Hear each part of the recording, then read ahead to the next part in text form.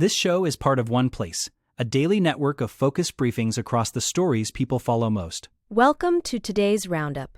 We are diving into the latest health and regulatory news, from infant formula safety to major shifts in the pharmaceutical landscape and groundbreaking medical research from around the globe. Scientists analyze new FDA data on chemicals in formula.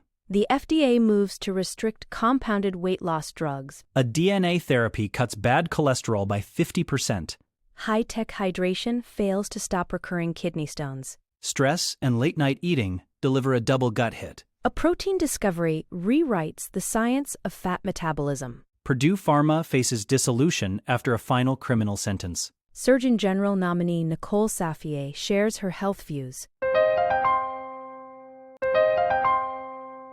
Starting with baby formula safety. The FDA recently released a survey of over 300 infant formula samples, and while the general message is that the supply is safe, the presence of PFAS or forever chemicals is raising some eyebrows. These man-made substances are found in everything from non-stick pans to clothing, and they have been linked to serious health issues like kidney cancer and reduced vaccine efficacy. In this specific study, the FDA found 5 different types of PFAS. The most common one, PFOS, appeared in about half of the samples tested. While 95% of those samples had levels below 2.9 parts per trillion, the lack of specific brand data in the public report is making it very difficult for parents to make informed choices at the grocery store. Experts like Katie Pelch from the National Resources Defense Council point out that because many products were actually PFAS-free, it proves that manufacturers can produce formula without these contaminants. The concern is that the FDA's reporting doesn't highlight which brands are the cleanest. Toxicologist Alex Bogdan notes that while the detected levels are relatively low, there is a clear need for stricter federal and state regulations to keep these chemicals out of the environment and the food supply. One confusing point for many is the FDA's graphic stating that 95% of samples were at or below 28 parts per trillion. That is significantly higher than the EPA's maximum contaminant level of 4 parts per trillion for drinking water, suggesting that there is still a lot of room for improvement in safety standards. Next, weight loss drug regulations. The FDA is proposing a major change that would effectively block large compounding facilities from producing versions of popular weight loss and diabetes drugs like Wegovy, Ozempic, Mounjaro, and Zepbound. The agency has determined there is no longer a clinical need to allow these 503 billion facilities to manufacture large quantities of semaglutide and tirzepatide. This is a massive win for pharmaceutical giants Novo Nordisk and Eli Lilly, who have been fighting to protect their patents and ensure that only their branded versions are available to the public. For the past few years, these compounding pharmacies have filled a gap in the market during significant drug shortages. But the FDA now says these facilities no longer meet the legal requirements to market these specific compounded products, as the supply of the brand-name drugs stabilizes. This decision is likely to rework the options available to millions of consumers who have turned to compounded versions because of lower costs or availability issues. The FDA's move specifically targets the large-scale outsourcing facilities that have been at the center of a growing controversy over the safety and consistency of compounded weight loss treatments. While individual pharmacies may still be able to do some limited compounding under different rules, the era of mass-produced, non-branded semaglutide from these large facilities appears to be coming to an end. This shift underscores the FDA's commitment to returning to standard regulatory pathways once a drug shortage is officially resolved. It also highlights the intense pressure from drug manufacturers to regain full control over their most profitable products as they ramp up their own production capabilities to meet global demand. Now, a cholesterol breakthrough. Researchers at the University of Barcelona have developed a cutting-edge DNA therapy that can slash bad LDL cholesterol by nearly 50%. This approach targets a protein called PCSK9, which normally prevents the body from clearing cholesterol out of the bloodstream. By using specialized DNA-based molecules known as polypurine hairpins, or PPRHs, the scientists were able to shut down the production of this protein. This allows cells to absorb much more cholesterol from the blood, preventing the fatty buildup in arteries that leads to heart disease and atherosclerosis. What makes this particularly exciting is that it offers a powerful alternative for patients who cannot tolerate the side effects of traditional statins. This therapy works at the genetic level to regulate how the body manages fats, providing a more targeted and potentially more effective solution for long-term heart health. The study, published in Biochemical Pharmacology, was a collaborative effort between Spanish researchers and the University of Oregon. By suppressing the PCSK9 protein, the treatment essentially unlocks the body's natural ability to clean its own pipes. Current treatments for high cholesterol often require daily pills or expensive monoclonal antibody injections, but this DNA-based method could represent a new generation of medicine. The researchers found that by blocking the gene activity responsible for PCSK9, they could achieve results comparable to the most advanced drugs currently on the market. This is a significant step forward in the fight against hypercholesterolemia, a condition that affects millions and remains a leading cause of cardiovascular events. As this technology moves toward further testing, it could redefine the standard of care for anyone struggling with high cholesterol that doesn't respond well to existing medications. Moving to kidney stone prevention. A massive new study from Duke University has revealed that even the most high-tech hydration programs are often not enough to prevent kidney stones from returning. We have always been told that drinking more water is the key to avoiding these incredibly painful episodes, but this trial showed just how difficult it is to maintain the necessary fluid intake.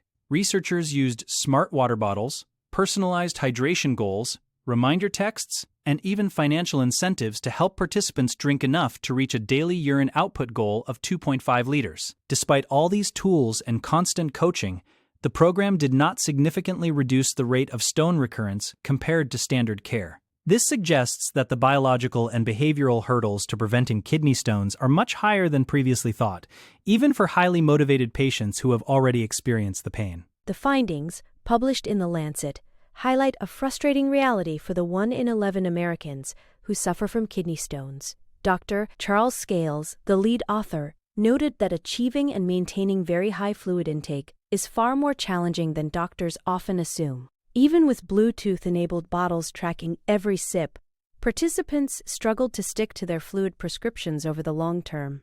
This adherence gap is likely why nearly half of all people who get a kidney stone will have another one later in life. The study proves that while hydration is theoretically the best defense, we need better ways to support patients beyond just giving them gadgets and reminders. It opens up a broader conversation about the chronic nature of urinary stone disease and the need for more comprehensive lifestyle interventions that can actually be sustained in the real world.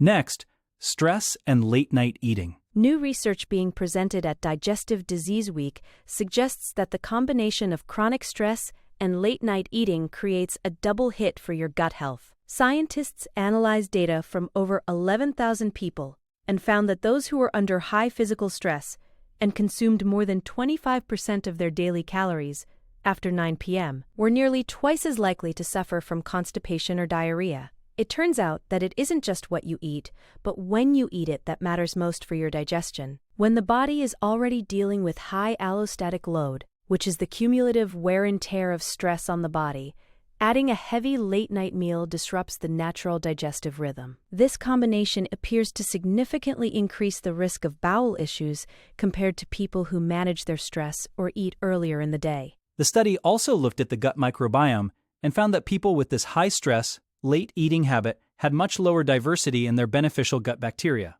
This suggests that the timing of your meals can actually intensify how stress affects the gut-brain axis, which is the communication network between your brain and your digestive system. Lead author Dr. Harika Dadigiri explained that this reduced microbial diversity can lead to long-term digestive problems and a weakened immune system. The data from the American Gut Project backed this up, showing that those with both habits were 2.5 times more likely to report chronic bowel issues. For anyone looking to improve their gut health, these findings suggest that managing stress is only half the battle. You also need to give your digestive system a break well before you head to bed. Now, a discovery in metabolism. A surprising discovery from the University of Toulouse is rewriting decades of science regarding fat metabolism. For years, scientists believed that a protein called HSL was simply a switch that triggered the release of stored fat for energy. However, new research shows that HSL does much more than just break down fat, it actually helps maintain the health and balance of fat tissue itself. When HSL is missing or disrupted, the body doesn't actually gain weight as you might expect. Instead, it leads to a condition called lipodystrophy, where the body loses fat tissue entirely. This is because HSL is also found inside the nucleus of fat cells, where it controls gene activity. This hidden role means that without this protein, fat cells cannot function or store energy properly, leading to metabolic issues that are surprisingly similar to those seen in severe obesity. This finding is a major shift because it shows that obesity and the total loss of fat tissue are actually two sides of the same coin. Fat cell dysfunction. In both cases, the body struggles to manage energy correctly, which increases the risk of cardiovascular disease and other metabolic disorders. By understanding that HSL operates within the cell's command center, researchers can now look at obesity through a different lens. It isn't just about how much fat we have, but how well those fat cells are performing their regulatory duties. This research could lead to new treatments that focus on improving the health of fat cells rather than just trying to eliminate them. It highlights the complexity of adipocytes, which are active players in our overall health, not just passive storage units for the calories we consume throughout the day. Shifting to the Purdue settlement. Purdue Pharma, the maker of OxyContin, is officially set to be dissolved by the end of this week. A federal judge in Newark delivered a criminal sentence to the company on Tuesday, which was the final legal hurdle required to clear the way for a massive settlement. This settlement will resolve thousands of lawsuits and replace the company with a new entity focused on the public good. During the hearing, Judge Madeline Cox Arleo listened to hours of heartbreaking impact statements from individuals who lost family members or struggled with addiction themselves. While many of these victims asked the judge to reject the negotiated sentence, she ultimately moved forward with it, stating that she sympathized with those who have suffered through an epidemic linked to nearly 1 million deaths in the United States since the late 90s. This marks the end of a long legal saga. The dissolution of Purdue Pharma is a symbolic and practical turning point in the opioid crisis litigation. The new company that emerges will be tasked with using its resources to fund addiction treatment and prevention programs across the country. This transition is part of a broader effort to hold pharmaceutical companies accountable for their roles in the addiction epidemic, while ensuring that some of the remaining assets are used to mitigate the ongoing damage. Although the settlement has been controversial, particularly regarding the immunity granted to the Sackler family in some versions of the deal, this criminal sentencing provides a definitive conclusion to the corporate existence of Purdue. It represents a massive shift in how the legal system handles corporate responsibility in public health crises, ensuring that the company's legacy is tied to the remediation of the very crisis it helped create. Finally, the Surgeon General nominee. Attention is now turning to Nicole Safier, the new nominee for Surgeon General, following the withdrawal of Casey Means. Unlike the previous choice, Safier is a licensed physician and a radiologist at Memorial Sloan Kettering Cancer Center. She is well known to many as a contributor on Fox Business, where she has built a reputation for discussing complex health policy and medical research.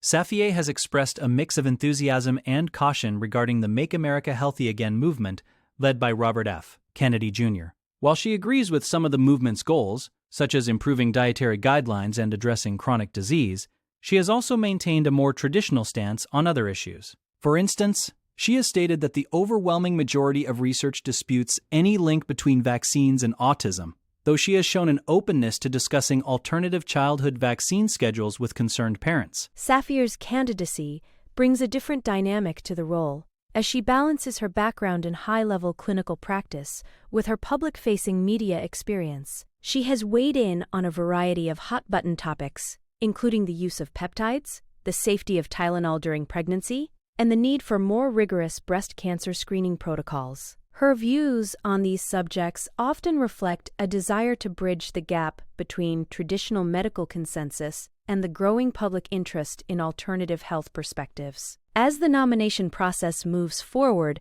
her ability to navigate these two worlds will be closely watched. She has already expressed a clear vision for the office, one that emphasizes both scientific rigor and a willingness to listen to the concerns of the American public. Her appointment could signal a new direction for national health priorities, focusing on transparency and the integration of diverse medical viewpoints.